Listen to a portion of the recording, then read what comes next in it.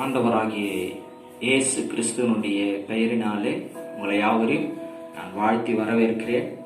இந்த செய்தியை கேட்டுக்கொண்டிருக்கிற, இந்த நிகழ்ச்சியை பார்த்து கொண்டிருக்கிற, ஆன்லைனில் பார்க்கிற எல்லா சகோதர சகோதரிகளுக்கும் மற்றும் சபை விசுவாசிகளுக்கும் இந்த வேளையில் நன்றியை தெரிவித்துக் கொள்கிறேன். இந்த நாளிலும் நாம் கண்களை மூடி நாம் ஜெபிப்போம். நல்ல தேவனே, இந்த வேளையில் உம்மை நோக்கி பார்க்கிறோம். கிருபையுள்ளவரை நன்றியோடு ஸ்தோத்தரிக்கிறோம், துதிக்கிறோம். இந்த நாளிலும் உங்களுடைய வார்த்தைகளை தியானிக்க எங்களுக்கு உதவி செய்வீராக. பரிசுத்த ஆவியானவரை நீர் எங்கள் மனக்கண்களை திறந்தருங்க, எங்களோடு கூட பேசுங்க. இயேசுவின் நாமத்தில் பிதாவே, ஆமென், ஆமென். கர்த்தருடைய நாமம் மகிமைப்படுவதாக. இன்றைக்கு நாம் ஒரு வேத பகுதியை நாம் இன்னைக்கு தியானிக்க போகிறோம். எடுத்தவர்கள் வாசிக்கலாம். உபாகமத்தின் புத்தகம் 5ஆம் அதிகாரம் 15வது வசனம். உபாகமத்தின் புத்தகம். நீ எகிப்தில் அடிமையாய் இருந்தாய் என்றும் உன் தேவனாகிய கர்த்தர் உன்னை அவ்விடத்திலிருந்து வல்லமையுள்ள கரத்தினாலும் ஓங்கிய புயத்தினாலும் புறப்பட பண்ணினார் என்றும் நினைப்பாயாக. ஆகையால் ஓய்வு நாளை ஆசரிக்க உன் தேவனாகிய கர்த்தர் உனக்கு கட்டளையிட்டார். போதுமானது. கர்த்தருடைய வார்த்தை சொல்லுகிறது, ஓய்வு நாளை நீ என்ன பண்ணணும்? ஆசரிக்க வேண்டும் என்று சொல்லப்படுகிறது. தேவனுடைய கட்டளைகளிலே ஒரு கட்டளை பரிசுத்த ஓய்வு நாளை நீ ஆசரிக்க வேண்டும் என்பது. இந்த பரிசுத்த ஓய்வு நாளை எப்படி ஆசரிக்கணும் அப்படின்னு வேதம் சொல்லுதுன்னா, 14வது வசனம் வாசிக்கிறோம். வாசிங்களா 14வது வசனத்தை. ஏழாம் நாளோ உன் தேவனுடைய கர்த்தருடைய ஓய்வு நாள். அதிலே நீ ஆனாலும் உன் குமாரர் ஆனாலும் உன் குமாரத்தி ஆனாலும் உன் வேலைக்காரி ஆனாலும் உன் வேலைக்காரர் ஆனாலும் உன் எருதானாலும் உன் கழுதையானாலும் உனக்கு இருக்கிற மற்ற எந்த மிருக ஜீவன்களானாலும் உன் வாசல்களில் இருக்கிற அந்நியனானாலும் யாதொரு வேலையையும் செய்ய வேண்டாம். போதுமானது. பாருங்களேன், இந்த ஓய்வு நாள்ல என்ன பண்ணணுமா? இந்த எஜமான மட்டும் ஓய்வோடு இருந்து, அதாவது ரெஸ்ட்ல இருந்து கடவுளை ஆராதிக்கணும் அப்படின்றது இல்ல. அவனுடைய மனைவி, அவனுடைய பிள்ளைகள், அவனுடைய பேர பிள்ளைகள், அவன் வீட்டுல வேலை செய்யற வேலைக்காரன் வேலைக்காரி, அவன் வீட்டுல இருக்கிற மிருக ஜீவன்கள் ஒன்னும். அது மட்டும் இல்ல, ஊர்ல இருந்து யாருன்னா அவன் சொந்தக்காரன் வந்திருந்தாலும் அந்த சொந்தக்காரர் கூட என்ன பண்ணக்கூடாதான்? ஓய்வு நாள் அன்னைக்கு யாரும் எந்த வேலையும் செய்யக்கூடாது. ஏன் ஆண்டவர், என்னுடைய கேள்வி என்னன்னா, ஏன் ஆண்டவர் ஓய்வு நாள்ல எந்த வேலையும் செய்ய வேணாம்னு சொன்னார்? அப்படி ஓய்ந்திருந்து எந்த வேலையும் செய்யாம இருந்துதான் கடவுளை ஆராதிக்கணுமா? இன்னைக்கு இருக்கிற உலகத்துல, அதாவது விறுவிறுப்பான, அதாவது சுறுசுறுப்பான உலகத்துல இது சாத்தியமான ஒரு விஷயமா? அப்போ ஆண்டவர் எந்த நோக்கத்துக்காக வேலையே செய்யாம நீ என்னுடைய பரிசுத்த ஓய்வுனால நீ ஆசரிக்கணும்னு ஆண்டவர் சொன்னார்? ஆண்டவர் சொன்னதற்குண்டான நோக்கம் என்ன? அதை தான் நாம இன்னைக்கு தியானிக்க போகிறோம். இந்த ஜனங்க எகிப்துல எது மாதிரியான சூழ்நிலையில இவங்க வாழ்ந்தாங்க, இந்த எபிரேய ஜனங்க அப்படின்னு பார்த்தனா, இந்த ஜனங்களுடைய வாழ்க்கை எப்படிப்பட்ட வாழ்க்கை முறையா இருந்தது? அவங்க அடிமைத்தனத்துல இருந்தாங்க. எகிப்துல பார்வோனுடைய கரத்துல அவனுக்கு கீழே அடிமைகளாய் வாழ்ந்து கொண்டிருந்த ஜனம் தான் இந்த எபிரேய ஜனம். இந்த ஜனத்தினுடைய பாடுகள் எப்படிப்பட்டதா இருந்தது, அவங்களுடைய வாழ்க்கை முறை எப்படிப்பட்டதா இருந்தது, அவங்க மனநிலை எப்படிப்பட்டதா இருந்தது, அவங்களுடைய வேலை எப்படிப்பட்டதா இருந்தது நம்ம அன்னைக்கு பார்க்கணும். வாசிங்களா? யாத்ராகமத்தின் புத்தகம் 3ஆம் அதிகாரம் 7 9 வரைக்கும். அப்பொழுது கர்த்தர் எகிப்தில் இருக்கிற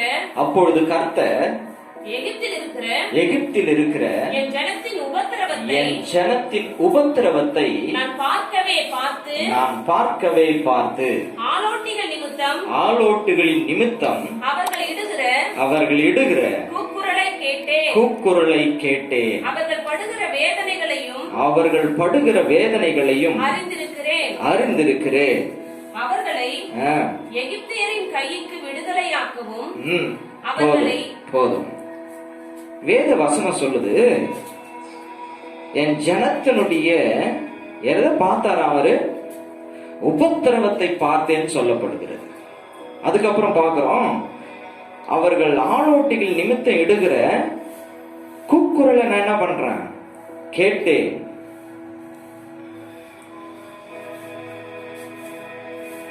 எகிப்துல இந்த எபிரேய ஜனங்கள், தேவன் தெரிந்து கொண்ட இந்த ஜனங்கள் என்ன சூழ்நிலையில் இருக்கிறாங்கன்னா, அங்க உபத்திரவப்பட்டு இருக்கிறாங்க. ஆளோட்டுகள் நிமித்தம் அவங்க கூக்குரல், அவங்களுக்குள்ளார கூக்குரல், அதாவது எப்பவுமே ஒரு நிம்மதி இல்லாத, ஒரு சுதந்திரமே இல்லாத ஒரு வாழ்க்கை. இந்த வசனத்தை படிக்கும் போது நமக்கு ஏதாவது எப்படி சொல்றதுன்னா, அந்த வேதனுடைய ஃபீலிங், அந்த உணர்வு நம்மளால உணர முடிகிறதா? ஏதோ படிச்சுட்டு அப்படியே நம்ம கடந்து போயிடுறோம் வார்த்தை அப்படின்ட்டு. ஆனா இதனுடைய ஆழத்தையும் இதனுடைய வழியை நாம புரிந்து கொள்ள வேண்டும் என்றால், அந்த நாட்களிலே நடந்த சரித்திரத்தை நாம் பார்க்க வேண்டும். அதனுடைய எப்படி சொல்றதுன்னா, அதனுடைய பின்பதாக இருக்கிற நடந்த காரியங்களை நாம் கவனிக்க வேண்டியது அவசியமா இருக்கிறது. இதனுடைய பேக்ரவுண்ட் என்ன அப்படின்னு பாத்தீங்கன்னா, எகிப்துல 1896 வருடம் தொல்பொருள் ஆராய்ச்சி செய்தார்கள். அப்படி செய்கிற பொழுது மெனப்தா என்ற கல்வெட்டு அங்க கிடைத்தது. இந்த மெனப்தா என்ற கல்வெட்டு ஒரு குறிப்பு எழுதப்பட்டிருந்தது. அந்த மெனப்தா என்ற கல்வெட்டுல என்ன எழுதி வச்சிருந்தாங்கன்னா, இந்த எபிரேய ஜனங்கள் எகிப்துல என்ன மாதிரியான கொடுமையை அனுபவித்தார்கள் அப்படின்னு சொல்லப்பட்டிருக்கு. அவங்க எது மாதிரியான கொடுமையை அனுபவித்தாங்கன்னா, இந்த எகிப்தின் பார்வன் ராஜா இந்த ஜனங்களை பெரும்பாலும் என்ன வேலைக்கு பயன்படுத்தினான்னா, செங்கல் அறுக்கிறதுக்கு, மற்ற வேலைகளுக்கும் பயன்படுத்தினான். ஆனா பெரும்பாலும் செங்கல் அறுக்கிறதுக்கு தான் இந்த எபிரேய ஜனங்களை பயன்படுத்தினான். இந்த எபிரேய ஜனங்கள் ஒரு நாளைக்கு இவ்வளவு செங்கல், ஒரு குடும்பம் இவ்வளவு செங்கல் தரணும்னு அவனுடைய கட்டளை. ஒரு உதாரணத்துக்கு எடுத்துக்கலாம, ஒரு நாளைக்கு ஒரு குடும்பம் ஒரு 1000 செங்கல் என்ன பண்ணணும், பார்வோனுடைய அரசாங்கத்துக்கு, ராஜாவுக்கு கொடுக்கணும் செய்து. இதற்கான மூலப்பொருள் எதுவுமே தர மாட்டான். மண், இந்த வைக்கோல் எல்லாம் என்ன பண்ண மாட்டான், தரவே மாட்டான். இந்த ஜனங்களாவே என்ன பண்ணணும், போயிட்டு மண்ணை எடுத்து, அந்த வைக்கோலை எடுத்து அதை ரெடி பண்ணி அதை மிதிச்சு அதை செங்கல்லாம் அறுத்து அதை காய வச்சு ஒரு நாளைக்கு இவ்வளவு செங்கல் கொடுக்கணும். பாருங்களேன், தினமும் அது தவறாம கொடுப்பது என்பது சாத்தியமில்லாத ஒரு விஷயம். ஒரு நாளைக்கு இப்போ ஒரு 2 செங்கல் குறையுதுப்பா அப்படின்னா என்ன பண்ணுவோம், என்ன தண்டனைலாம் கிடைக்கும் அப்படின்னு நம்ம எதிர்பார்க்கிறோம். இல்ல நம்மளா இருந்தா என்ன தண்டனைலாம் கொடுத்துருக்கலாம், ஏதோ அடிச்சிருப்பானுங்க, இல்ல சாப்பாடு இல்லாம சாப்பாடு கொடுக்காம போட்டுருக்கலாம் அப்படின்லாம் நம்ம நினைப்போம். ஆனா அவனுக்கு என்ன பண்ணானுங்கன்னா, 2 செங்கல் தானே குறையுது, ஒன்றும் பிரச்சனை இல்லை. உங்க வீட்டுல சின்ன குழந்தைங்க 2 பேர் இருக்கிறாங்களா, அந்த குழந்தைங்களை கொண்டு வந்து ஒரு தாழி, அதாவது ஒரு பானையில உயிரோட போட்டு அப்படியே போட்டு மூடிடுவாங்க. அந்த 2 செங்கல் குறைஞ்சிச்சு இல்லையா, ஒன்றும் பிரச்சனை இல்லை, 2 செங்கல் கிடைச்சிச்சு. எப்படி கிடைச்சது, அந்த 2 குழந்தைங்களும் அந்த பானையில போட்டு உயிரோட மூடி செவுத்துல இந்த செங்கலுக்கு பதிலாக இந்த பானையை வச்சு சுவரை கட்டுவானுங்களாம். யோசிச்சு பாருங்களேன், தான் பெத்த குழந்தை தன் கண் முன்னாடியே சாதா ஒரு 2 செங்கலுக்காக, ஒரு செங்கல் குறையுதுன்றதுக்காக தான் பெத்த குழந்தை உயிரோடவே செங்கல்லா மாறுது, கல்லா மாறுது. சுகத்துல இப்ப வைத்து கட்டுறான் என் குழந்தை என்னும் போது அவனுடைய கூக்குரல் எப்படி இருக்குன்னு யோசித்து பாருங்களேன். இப்ப யோசித்து பாருங்க. ஒவ்வொரு நாளும் ஒவ்வொரு குடும்பத்திலையும் ஓலையும் அழுகையும் தான். அது நினைச்சு கூட பார்க்க முடியல. இன்னைக்கு கொரோனாவனால பாத்தீங்கன்னா நம்ம பார்க்கிறோம் தேசங்கள்ல குடும்பத்துல கொரோனா நிமித்தம் மரணம் வரும்போது நம்ம ஒவ்வொரு தேசத்துலையும் பார்க்கிறோம். ஒரு நாளைக்கு 2000, 2500 அப்படின்றாங்க இறப்பு. அப்ப அந்த குடும்பங்கள், அந்த தேசத்துல இருக்கிற குடும்பங்களுடைய மனநிலை எப்படி இருக்குன்னு பாருங்களேன்.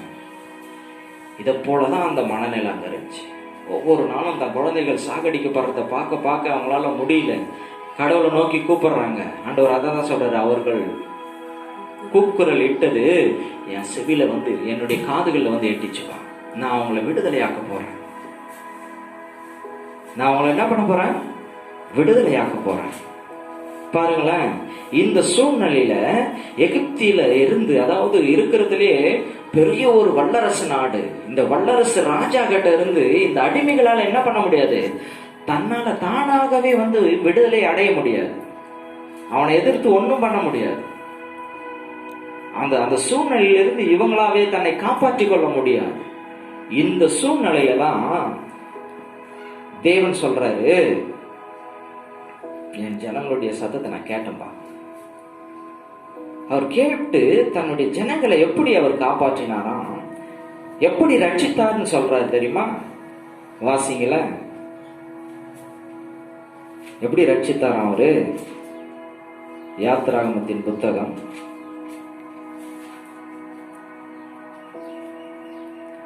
15ஆம் அதிகாரம்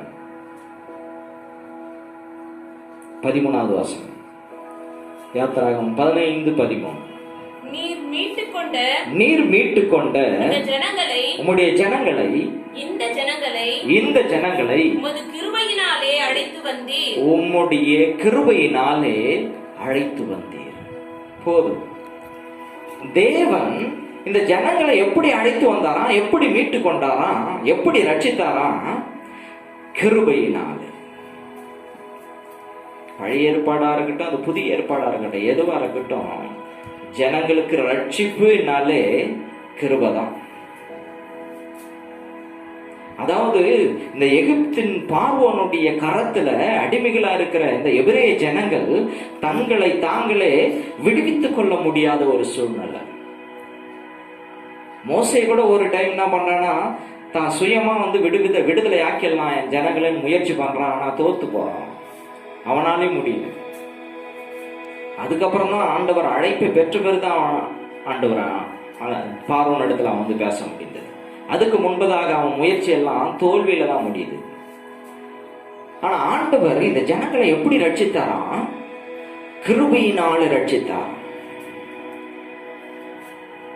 ஆனா இந்த பார்வோன், அந்த சாத்தானுடைய, இந்த பிசாசினுடைய எண்ணம் எப்படிப்பட்டதா இருந்தது? வாசிங்களா, யாத்திராகமம் 15:9. யாத்திராகமம் 15ஆம் அதிகாரம் 9வது வசனம். தொடருவேன், பிடிப்பேன், கொள்ளையாடி பங்கிடுவேன், என் ஆசை அவர்களிடத்தில் திருப்தியாகும், என் பட்டயத்தை உருவினேன், என் கை அவர்களை சங்கரிக்கும் என்று பகைஞன் சொன்னான். போதுமானது. அதாவது பார்வோம், அதாவது இந்த ஜனங்கள் விடுதலையாகி வந்துட்டாங்க, கிருபையினால ரட்சித்து தேவன் கொண்டு வந்துட்டாரு. ஆனா பார்வோனுடைய எண்ணம் எப்படிப்பட்டதா தெரியுமா இருந்துச்சு? நான் அவங்கள போய் பிடிப்பேன்பா, தொடருவேன், அவங்கள கொள்ளையாடுவேன், அவங்கள விட்டுது தப்பா போச்சு, இதுக்கப்புறம் நான் விட மாட்டேன் அப்படின்னு தொடர்ந்தான். ஆனாலும் கிருபை என்ன தெரியுமா பண்ணுச்சு? யார் தொடர்ந்தானோ, அந்த ஜனங்களை அழிக்கணும்னு யார் எத்தனித்தானோ அவன் கடலிலே மாண்டு போனான்னு சொல்லப்பட்டிருக்கிறது. இந்த நாட்களிலும் கூட ரட்சிப்பு என்பது எப்படி வருகிறது தெரியுமா? இந்த ரட்சிப்புல, அதாவது ஒரு மனிதன் பாவத்துல விழுந்து கிடக்கிறான். இந்த பாவத்திலிருந்து இந்த மனித குலம் மீண்டு வருவதற்கு எந்த ஒரு மனிதனும் தன்னைத்தானே காப்பாற்றிக் கொள்ள முடியாது, தன்னைத்தானே ரட்சித்துக் கொள்ள முடியாது. இல்ல மற்ற மனிதனும் இன்னொரு மனிதனை ரட்சிக்கவே முடியாது. எப்படி காப்பாற்றிக் கொள்ள முடியும், எப்படி ரட்சிக்கப்பட முடியும்னா, நம்முடைய கிரியினால ஒன்றும் கிடையாது, மாறாக கிருபையினாலதான் ரட்சிப்பு வருகிறது. பழைய ஏற்பாட்டில் பார்க்கிறோம், இந்த ஜனங்கள், இந்த எபிரேய ஜனங்கள் தங்களால முடியவே இல்லை, தங்களால அந்த அந்த அடிமைத்தனத்திலிருந்து வெளியே வர முடியாத ஒரு சூழ்நிலை. ஆனா தேவன் கிருபையா இறங்கி கிருபையினாலே ரட்சித்ததை நாம் பார்க்க முடிகிறது. இந்த நாட்களிலும் கூட ரட்சிப்பு என்பது நம்முடைய முயற்சிகள் அல்ல, ரட்சிப்பு என்பது நம்முடைய கிரியைகள் அல்ல. அது எப்படி வருகிறது? கிருபையாய் வருகிறது. கிருபை என்பது என்ன? எல்லாம் இலவசம். என்னுடைய செயலோ என்னுடைய முயற்சியோ ஒன்றும் இல்லை. அந்த இடத்துலதான் கிருபை இறங்கி வருகிறது. என்னால முடியல ஆண்டவரே, என்னால முடியாத ஆண்டவர் எப்போ நாம் ஒத்துக்கிறோமோ கிருபை இறங்கி வந்துடும். கிருபை இறங்கி வந்து ரட்சிக்கிறதை நாம் பார்க்க முடிகிறது. ஆண்டவர் இந்த சூழ்நிலையில இவங்க இருந்தாங்க. அப்போ ஆண்டவர் கிருபையாய் ரட்சித்து கொண்டு வந்து விட்டார். கொண்டு வந்துட்டு ஆண்டவர் சொல்றாரு, நீ பரிசுத்த ஓய்வு நாளை எந்த ஒரு வேலையும் செய்யாத நீ ஆசரிக்கணும். ஏன் ஆண்டவர் வேலை செய்யக்கூடாதுன்னு சொன்னார் தெரியுமா? ரட்சிப்பு என்பது கிருபை. அதாவது எகிப்து தேசத்துல இருந்து நான் உன்னை கூட்டு வந்த பத்தியா, இதை நீ நினைச்சு பாக்குறது தான் ஓய்வு நாளுடைய அர்த்தமே. தேவன் எப்படி கூட்டு வந்தாரு? இந்த ஜனங்க எதனா முயற்சி செஞ்சாங்களா? இந்த ஜனங்க எதனா அந்த ரட்சிப்புக்கு எதனா செய்தாங்களா? அப்படி அல்ல. நம்மளால முடியாது, உங்களால முடியாது. இந்த பார்வோனுடைய கரத்திலிருந்து விடுதலையாக நான் கிருபையாய் இறங்கி வந்து உன்னை ரட்சித்தேன் என்பதை நீ நினைச்சு பாருன்றார் ஆண்டவர். அப்ப ஓய்வு நாளுடைய அர்த்தம் என்ன? உன்னுடைய கிரியைகள் எதுவும் இல்லை, உன் கிரியை எல்லாத்தையும் ஓரம் வச்சுட்டு நான் செய்த கிரியை நினைத்து பாருன்றதுதான் ஓய்வு நாளுடைய அர்த்தம். ரட்சிப்பு எப்படி வந்ததுன்னு நாம நினைச்சு பார்க்கணும். ஓய்வு நாள்ல எனக்கு பிசாசின் பிடியிலிருந்து, இந்த பாவத்திலிருந்து ரட்சிப்பு எனக்கு எப்படி வந்தது? என் தேவன் என்னை எப்படி ரட்சித்தா? பார்வோனுடைய கரத்திலிருந்து, பிசாசனுடைய அடிமைத்தனத்திலிருந்து என் தேவன் என்னை எப்படி ரட்சித்தார் என்பதை நான் நினைத்து பார்ப்பதுதான் கிருபை, ஓய்வு நாளுடைய அர்த்தம். அதனாலதான் ஆண்டவர் சொன்னாரு, நீ ஒரு வேலை செய்யக்கூடாது. நீ மட்டும் இல்ல, உன் வீட்டுல இருக்கிற உன் மனைவி, உன்னுடைய பிள்ளைகள், உன்னுடைய பேர பிள்ளைகள், உன்னுடைய சொந்த பந்தம், உன்னுடைய மிருக ஜீவன் கூட என்ன பண்ணக்கூடாது? ஒரு வேலையும் ஒரு கிரியையும் செய்ய தேவையில்ல. செய்யாம அமர்ந்திருந்து என் கிரியையை நீ நினைத்து போ. புதிய ஏற்பாட்டில் பார்க்க ஆண்டவர் சொல்றாரு, என்னுடைய மரணத்தை நினைத்து பாருப்பாடின்றார். ஏன் மரணத்தை நினைச்சு பார்க்கணும்? வேற எதையும் ஆண்டவர் அவர் வாழ்ந்த நாட்கள் நினைச்சு பாருன்னு சொல்லல, தன்னுடைய மரணத்தை மட்டும் சொல்றாரு. என் மரணத்தை நீங்க நினைச்சு பாருங்கப்பா. மரணத்துல அப்படின்னா இருக்குது, அவர் மரித்ததுனாலதான் நமக்கு பாவத்திலிருந்து விடுதலை, அவர் மரித்ததுனாலதான் நமக்கு சாபத்திலிருந்து விடுதலை, பிசாசின் பிடியிலிருந்து விடுதலை. இது எப்படி வந்தது? என்னுடைய செய்கைகள் ஒன்றும் இல்லை, என்னுடைய கிரியைகள் ஒன்றும் இல்லை, இது முழுக்க முழுக்க கிருபையினால் வந்தது. அதனால்தான் வசனம் சொல்லுது, அதாவது கிருபையை கொண்டு விசுவாசத்தினால் ரட்சிக்கப்பட்டீர்கள் என்று சொல்லப்பட்டிருக்கிறது. யோவான்ல நம்ம வாசிக்கிறோம், யோவான் 15ஆம் அதிகாரம் 5வது வசனத்தை வாசிங்களேன். ஆண்டவர் சொல்றாரு, நானே திராட்சை செடி, நீங்கள் கொடிகள். ஒருவன் என்னிலும் நான் அவனிலும் நிலைத்திருந்தால் அவன் மிகுந்த கனிகளை கொடுப்பான். என்னை அல்லாமல் உங்களால் ஒன்றும் செய்யக்கூடாது என்று சொன்னார். ஆமாங்க, ரட்சிப்பினுடைய வேலையில, ரட்சிப்பின் காரியத்துல நம்மளால ஒன்றும் செய்ய முடியாது. நம்ம எவ்வளவுதான் நம்ம பண்ணாலும் ரட்சிப்பு கர்த்தருடையது. ரட்சிப்பு எப்படி வருகிறது மனிதனுக்கு? அது கிருபையா. நாம எதுவும் செய்யணும், நம்ம கிட்ட எந்த தகுதியும் பார்க்கறது இல்லை. நாம் கூப்பிடுகிற போது அவர் இறங்கி வந்து ரட்சிக்கிறார். அப்போ ஓய்வு நாளுடைய முழு அர்த்தம் என்ன? யான் கிரியையை அதுல கலக்காம அவர் கிரியையை நினைத்து பார்ப்பதுதான் ஓய்வு நாளுடைய அர்த்தமே. இதை புரிந்து கொள்றதுக்காக தான் பழைய ஏற்பாட்டில் ஆண்டவர் சொல்லி வச்சிருந்தார், ஒரு வேலையை செய்யாத பண்ணி நான் செய்த வேலையை நினைச்சுப்பாரு அப்படின்னு சொல்லி வச்சிருந்தார். நீ ஃபுல்லா ரெஸ்ட்ல இரு, நீ ஃபுல்லா எப்படி இரு? இளைப்பாறுதலுக்குள்ள இரு. நீ ஒன்னும் செய்த உனக்கு இலவசம் எல்லாம். ஓய்வு நாளுடைய அர்த்தமே தான். நம்முடைய கண்களை மூடி நாம் ஜெபம். நல்ல தேவனே, இந்த வேளையில உம்மை நோக்கி பார்க்கிறோம். கிருபையுள்ளவரை நன்றியோடு ஸ்தோத்திரிக்கிறோம், துதிக்கிறோம். இந்த ஓய்வு நாள் அர்த்தத்தை ஆவியானவரை எங்களுக்கு விளக்கினதற்காக நன்றி. உம்முடைய கிருபையினால் நாம் ரட்சிக்கப்பட்டோம். எபிரேய ஜனங்களை எகிப்தின் அடிமைத்தனத்திலிருந்து கிருபையினால் நீ ரட்சித்தீர். இன்றைக்கும் ஆண்டவரே, நாங்கள் இந்த ஓய்வு நாளை நாங்கள் ஆசரிக்கிறோம். எப்படி? என்னுடைய கிரியைகள் ஒன்றுமில்லை ரட்சிப்பிற்கு, எல்லாம் அவருடைய கிருபை ரட்சிப்பை கொண்டு வந்தது என்று நாங்கள் நம்புகிறோம். ஆண்டவரே, உங்களுடைய கிரியைகளை நாங்கள் நம்புகிறோம். உங்களுடைய மரணத்தை நாங்கள் நினைத்து பார்க்கிறோம். ஆண்டவரே, நினைவு கூறுகிறோம். உங்களுடைய மரணத்திலிருந்து எங்களுக்கு ரட்சிப்பு வந்தது, பாவத்திலிருந்து விடுதலை வந்தது, சாபத்திலிருந்து விடுதலை வந்தது. ஆண்டவரே, அதை நாங்கள் நம்புகிறோம். இயேசு கிறிஸ்து மூலம் கேட்கிறோம், உயிருள்ள நல்ல தகப்பனே. ஆமென், ஆமென்.